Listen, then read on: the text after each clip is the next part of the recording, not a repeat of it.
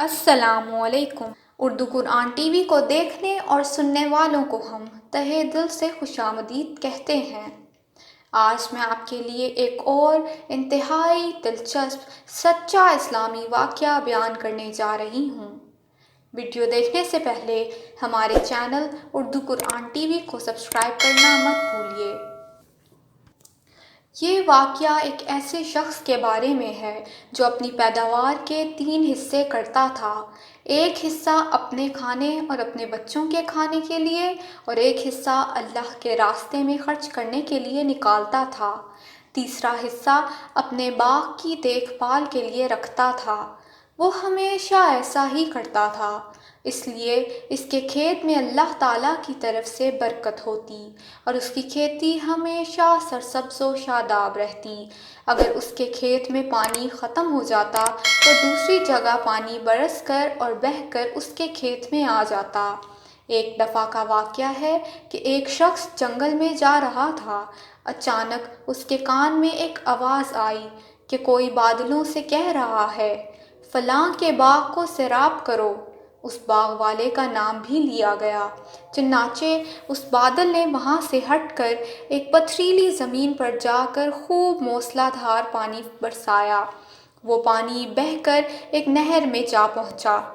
وہ نہر اس شخص کے باغ میں آتی تھی۔ یہ شخص اس پانی کے ساتھ چلا کہ دیکھے کیا ماجرا ہے اور کس بزرگ کی کرامت ہے۔ وہ نہر کے کنارے چل کر اس باغ میں پہنچ گیا۔ یہ پانی اس باغ میں نالیوں کے ذریعے پہنچ گیا۔ اس باغ میں ایک بزرگ پانی کو ادھر ادھر کر رہے تھے۔ اس راہگیر مسافر نے ان سے دریافت کیا کہ حضرت آپ کا نام کیا ہے؟ اس بزرگ نے وہی نام بتایا جو اس نے بادلوں میں سنا تھا۔ بزرگ نے راہگیر سے فرمایا، آپ میرا نام کیوں کر دریافت کرتے ہیں؟ اس مسافر نے کہا، میں نے اس بادل میں سے جس کا یہ پانی ہے ایک آواز سنی کہ فلاں شخص کے باغ کو سیراب کرو۔ اس نے آپ ہی کا نام بتایا تھا۔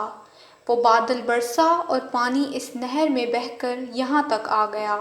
اس عجیب و غریب واقعے کی تلاش کے لیے میں پانی کے ساتھ ساتھ آیا، کیونکہ میں پرتجسس تھا کہ آخر معاملہ کیا ہے۔ تو حضرت آپ کیا کرتے ہیں؟ اس بزرگ نے فرمایا کہ جب آپ نے دریافت کر ہی لیا ہے تو میں بتا دیتا ہوں کہ میں اپنی پیداوار میں سے 3 حصے کر ڈالتا ہوں۔ ایک حصہ اپنے بچوں کے لیے، ایک باغ کے خرچ کے لیے اور تیسرا حصہ اللہ کی راہ میں خرچ کرنے کے لیے۔ اس لیے جب بھی میرے باغ کو پانی کی ضرورت ہوتی ہے تو قدرت کی طرف سے اس کا بخوبی انتظام کر دیا جاتا ہے۔ بے شک اللہ تعالیٰ اپنی راہ میں خرچ کرنے والوں کی امداد کا بہترین انتظام فرماتے ہیں۔ ناظرین و سامعین، دعا ہے کہ اللہ تعالیٰ ہم سب مسلمانوں کو اپنی راہ میں خرچ کرنے کی توفیق عطا فرمائے۔ اسلامی تاریخ سے آگاہی کے لیے اس ویڈیو کو لائک اور ہمارے چینل اردو قرآن ٹی وی کو سبسکرائب کیجیے۔ اللہ حافظ۔